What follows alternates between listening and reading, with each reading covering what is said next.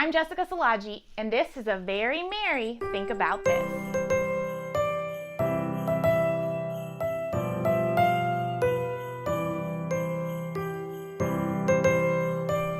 Christmas is almost here, and Santa has been hounding me about which government and elected officials stayed on the nice list for the whole year, and who managed to make the naughty list.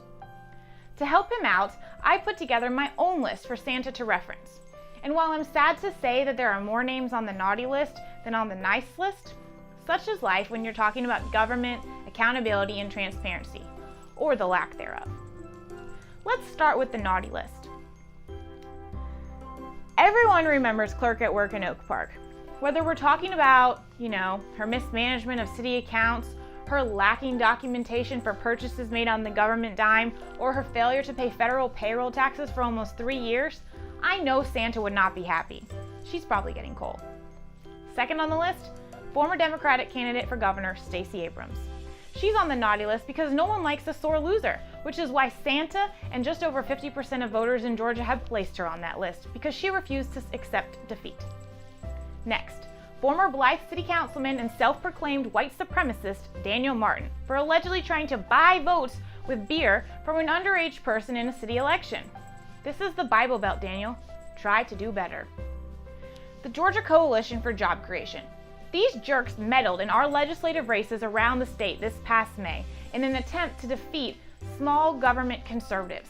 In some instances, they were successful after they littered mailboxes, flooded radio stations, and even took to Facebook to lob personal attacks against small, limited government candidates and elected officials. God don't like ugly. Chautauqua County Sole Commissioner Jason Winters. He doesn't hold monthly meetings, he doesn't answer to the public, he has no oversight of what he's doing, he can't balance a budget, and he has repeatedly failed to fund state-mandated county offices in a timely manner. Santa also doesn't like inept. The City of Reedsville. Not because they tried to make a ticket go away for a family member of a city council member, or because they tried to illegally purchase a truck, but because they tried to make the city hall a gun-free zone in violation of state law. Speaking of guns, President Trump, you're on notice. You're on the naughty list for your recent executive order to ban bump stocks. That's wrong. Henry Nicholas, the billionaire who forced Marsy's Law down our throats this past election.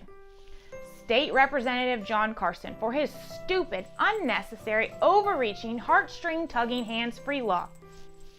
City of South Fulton Solicitor LaDawn Jones for her work in offering reduced traffic citation fines for people who register to vote. Can't do that, LaDawn. State Representative Dominic LaRicchia. We talked about him last week and his irrational fear of plants. But he also said earlier this year that lawmakers got a raise on their retirement and it was fair and right. Santa doesn't like greedy, Dominic. Santa's conflict of interest liaison, State Representative Karen Mathiak, didn't spend much time on the nice list either after she dropped a bill to mandate that insurance companies in Georgia cover chiropractic care. Karen's a chiropractor. Lieutenant Governor Casey Cagle. He's just on the list for being Lieutenant Governor Casey Cagle. Gail's gone home in the city of Claxton in Evans County, but the city still made the list this year after they illegally passed a budget in violation of state law.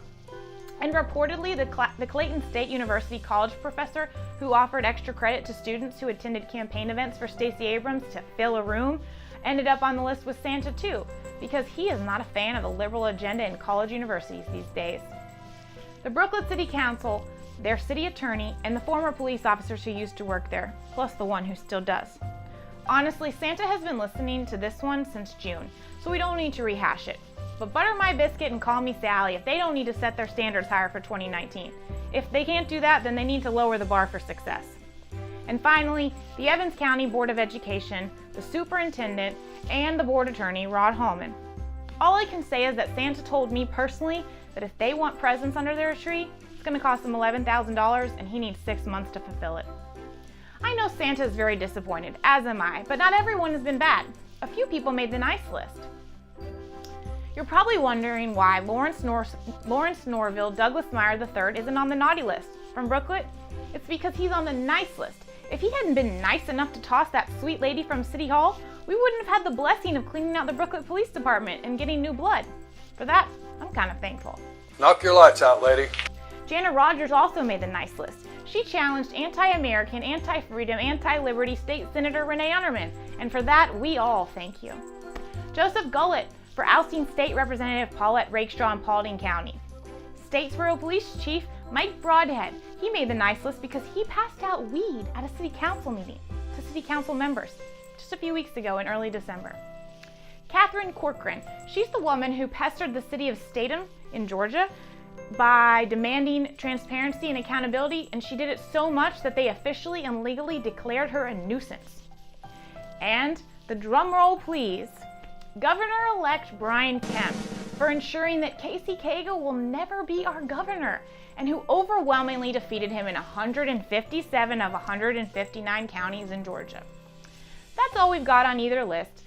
And while it's sad to see who made the naughty list, there's always next year. Merry Christmas!